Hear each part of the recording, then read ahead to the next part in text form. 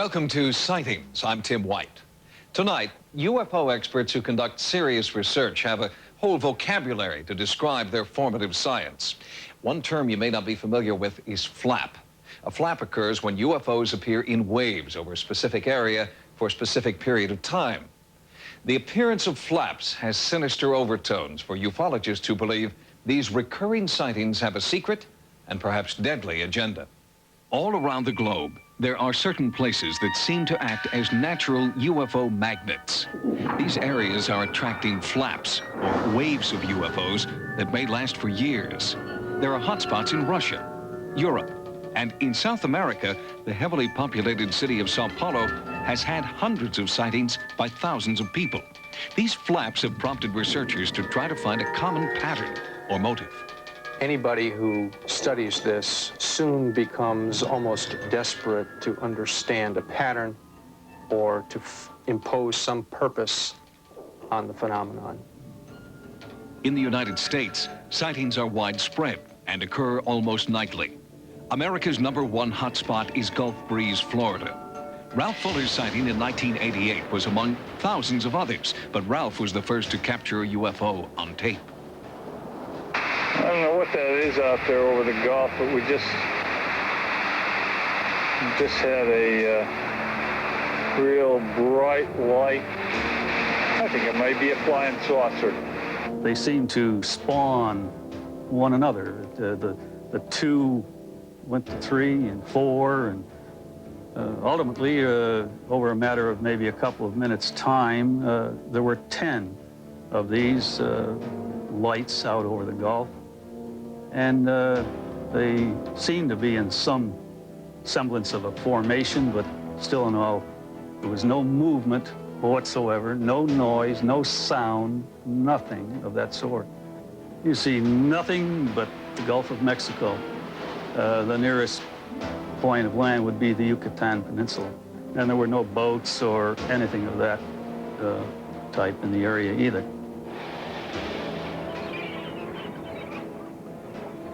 These are sky watchers, amateur UFO enthusiasts in the Gulf Breeze area who go out almost every night of the week with cameras and binoculars in search of UFOs. What makes a good sky watching area, for one, is a good field of view. That is, being able to have an unobstructed view of the skyline, and ideally you'd like to be away from city lights, but that's not always possible. So we go out in the evening and take our chances, and you may have a relaxing evening out under the stars, and then you may be blessed with a sighting. We just never know. We've seen the amber-colored lights, 8 lights in a perfect circle gliding and performing maneuvers in the sky. We've seen rows of lights, suggesting lights perhaps around the periphery of a craft.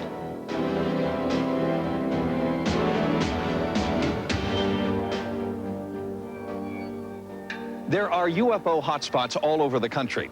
Gulf Breeze, certainly, but also here in New York State near a little town called Pine Bush. And the hotspots here near Pine Bush, according to one scientist, have a very special meaning. Bruce Cornett is a geologist who lives near Pine Bush, New York. After numerous significant sightings of UFOs near his home, he began studying the area with an electromagnetometer. What I found is that these magnetic anomalies are in specific patterns. And all of the UFO activity, the landings, the sightings where they are taking off and landing, when we've been able to identify specific areas, are associated with these magnetic anomalies. Are you suggesting that nature created homing devices deep in the ground? No, I think that it's a reverse. If we are dealing with an alien culture and they are doing something underground, they're using the natural magnetic anomalies to disguise their own magnetic signals. Are you saying there are, or could be, aliens in the Earth?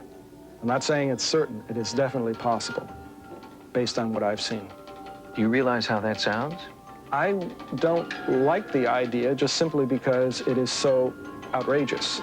Then I would have to also add some of the photographic data that I have that shows, at least in one particular case, a UFO going up at a 7-degree dive right down into the ground, what appears to be. Ellen Crystal has been investigating the Pine Bush flap since the early 1980s. In her book, Silent Invasion, she documents hundreds of UFO encounters in the area. Working independently, her findings seem to coincide with those of Bruce Cornett. These ships kept coming back to the same fields night after night after night, the same places in the woods.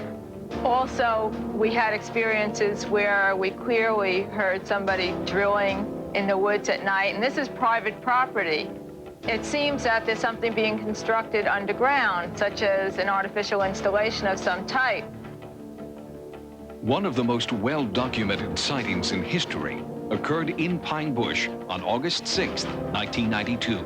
We think in excess of 1,000 people may have seen 2, 3 ships or 4 ships where I took video.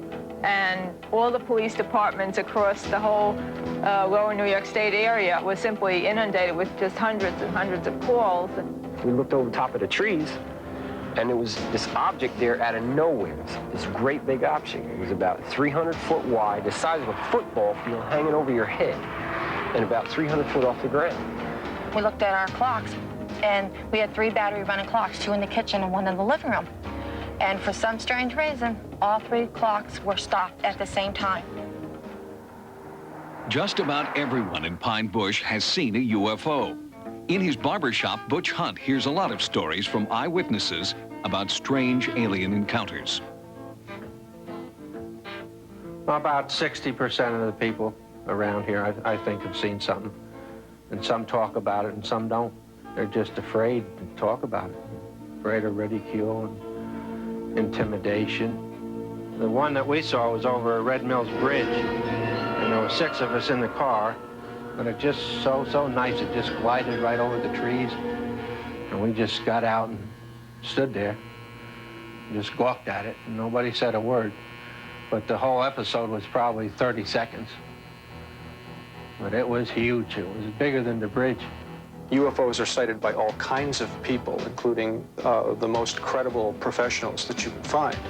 In addition, when we have multiple witnesses who all tell the same story, then we can say, well, that's probably a pretty good report. If we have enough detail in a given report that we can rule out all of the normal explanations, it's not the planet Venus, it's not the aurora borealis or a meteor, it's not an aircraft that we can name, then we are talking something fairly credible. No one disputes that there have been unidentified flying objects sighted around the world. Where ufologists and skeptics differ is in how they interpret these sightings. Some skeptics believe that all UFOs are really conventional aircraft, while others see a deliberate hoax. But just how common are UFO hoaxes, and how do the experts weed them out? Each year, there are more than 10,000 UFO sightings reported in the United States alone. Many of those sightings are documented on film or videotape. But how many of these sightings are genuine, unidentified, and unexplainable flying objects? Sightings has received hundreds of photographs, films, and tapes of supposed UFOs. The experts we use to analyze these reports are very careful in determining what they consider to be credible. UFO photographs that are hoaxed are hard to do. When there are hoaxes, we can find them. With the use of sophisticated equipment, expert UFO analysts try to methodically separate fact from fantasy, genuine UFO from obvious hoax. There's some basic techniques that are used to hoax UFO pictures. Overlays, pace-up, small models, optical technology, electronic technology. In fact, the library is full of techniques on special effects. Many videotaped images appear genuine, but careful analysis and scrutiny often prove otherwise. This tape received by Sightings was analyzed by Dilatoso. This is a good example of a very well done, well executed hoax of a UFO. You'll notice here on the edges that the edge here, this edge, this one, are all the same number of pixels. When they are very similar, as they are in this picture, it indicates that it's a small object close to the camera. point of the story, this is a model. First of all, they're all potential hoaxes to begin with. So if the picture looks too good, it probably was staged. Now that cameras are in the hands of the general public and most everyone has one, we are finding that there is an increase in the availability of videos of UFOs. You can't just say, oh, this is a hoax. As a scientist, it's your obligation to finish the question and the answer. If it is a hoax, how did they do it? When I first got into this, I used to think that there was considerable hoaxing. But over the years, I've discovered that there's a whole lot less hoaxing than we assumed, and that the situation is probably reversed. Maybe 20% are deliberate hoaxes perpetrated by somebody for some purpose of his own, and maybe 30% are misperceptions, and the rest seem to be real unknowns to me. We have to thank the people that do hoaxes because they help us understand the other side too, and what purposes there may be in real UFOs coming here. It's a tremendous mystery we're trying to solve. Despite careful analysis and overwhelming evidence, there are some people who refuse to believe in the existence of any space encounters. Case in point, there are still people who are dedicated to proving that Neil Armstrong's moon landing in 1969 was a hoax, staged, they say, by Hollywood.